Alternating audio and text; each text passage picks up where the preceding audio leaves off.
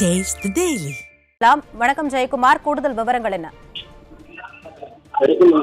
இந்திய அண்ணா திராவிட முன்னேற்ற கழகத்தினுடைய 2026 அதாவது தமிழ்நாடு, பாண்டிச்சேரி, கேரளா ஆகிய 3 மாநிலங்களில் போட்டியிடக்கூடிய இந்திய அண்ணா திராவிட முன்னேற்ற கழகத்துடைய நிர்வாகிகள் விருப்ப மனுக்களை இன்று அதிமுகவுடைய தலைமை கழகமான புரட்சித் தலைவர் எம்ஜிஆர் மாளிகையில் பெற்றுக் கொள்ளலாம் என்று அறிவிக்கப்பட்டு காலை 12 மணிக்கு தொடங்கியிருக்கிறது. விருப்ப மனுக்கள் முறையாக பெறுவதற்கு சிறப்பு கவுன்சில் ஏற்பாடு செய்யப்படுகிறது.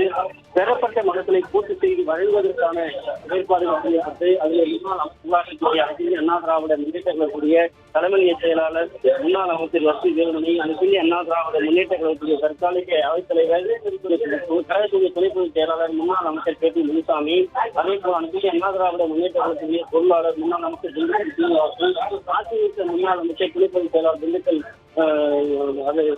நத்தம் இரா விஸ்வநாதன் ஆகியோர் அந்த மனுக்களை பெற்று வருகிறார்கள். அனைத்திந்திய அண்ணா திராவிட முன்னேற்ற கழகத்தின் முன்னாள் அமைச்சர் தங்கமணியும் அந்த மனுக்களை பெற்றுக் கொண்டிருக்கிறார்கள். ஏராளமான அதிமுக நிர்வாகிகள் தமிழ்நாடு, பாண்டிச்சேரி, கேரளாவிலிருந்து, அதாவது மாவட்ட கழக செயலாளர்கள், முன்னாள் அமைச்சர்கள், நாடாளுமன்ற உறுப்பினர்கள், சட்டமன்ற உறுப்பினர்கள், பகுதி கழக செயலாளர்கள், அதே போன்று ஒன்றிய செயலாளர்கள், அதிமுகவுடைய நிர்வாகிகள் என குவிந்து விருப்ப மனுக்களை பெற்று ஆர்வத்தோடு அளித்து வரக்கூடிய அந்த காட்சிகளை நாம் பார்த்துக் கொண்டிருக்கிறோம். அனைத்து இந்திய அண்ணா திராவிட முன்னேற்ற கழகம் எப்போதுமே தேர்தலுக்கு முன்னோடியாக இருக்கக்கூடிய ஒரு மாபெரும் இயக்கம், அதே போன்று தேர்தலை வெற்றி கழிவை ஈட்டக்கூடிய ஒரு மகத்தான ஒரு இயக்கம்.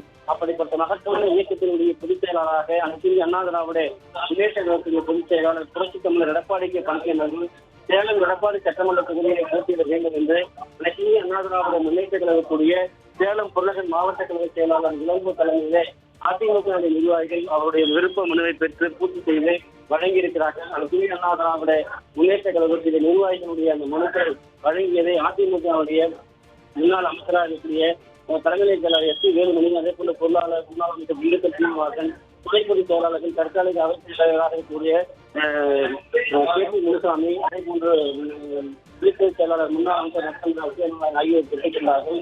அனைத்து இந்திய அண்ணா திராவிட முன்னேற்ற கழகத்தின் நிர்வாகிகள் ஏராளமான தொடர்ச்சியாக அதிமுக தலைமை கழகத்திற்கு வந்த வண்ணமாக இருக்கிறார்கள்.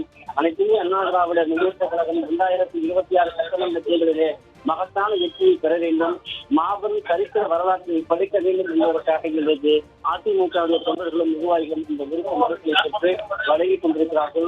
கழகத்தினுடைய ஒவ்வொரு முன்னாள் அமைச்சர்களாக இருந்தாலும் சரி, முக்கிய நிர்வாகிகளாக இருந்தாலும் சரி, வரிசையில் நின்று சிறப்பு கவுண்டர்களின் மனுக்களை பெற்று அவர்கள் வழங்கி வரக்கூடிய அந்த காட்சிகளை நாம் பார்த்துக் கொண்டிருக்கிறோம். ஆர்வத்தோடு அவர்கள் அந்த வரைமுறையை கொடுத்து மனுக்களை பெற்று பூர்த்தி கேட்கப்பட்டிருக்கக்கூடிய விவரங்களை பூர்த்தி முறையாக சமர்ப்பித்துக் கொண்டிருக்கிறார்கள். வருகிற 23ஆம் தேதி மாலை 5 மணி வரை இந்த மனுக்களை வழங்கலாம் என்பது குறிப்பிடத்தக்கது.